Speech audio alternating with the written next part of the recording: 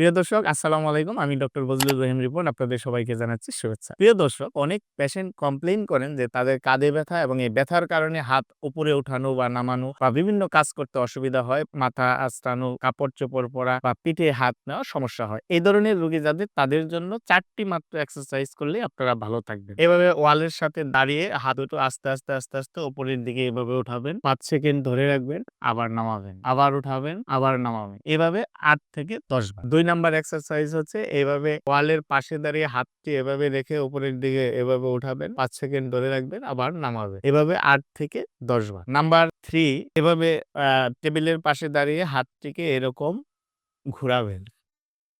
২ থেকে ৩ minute. Number ৪ এভাবে একটি গামছা হাতে নিয়ে এভাবে আস্তে, উপরের দিকে উঠাবেন। কিছুক্ষণ ধরে রাখবেন ৫ সেকেন্ড, আবার ব্যাক করবেন।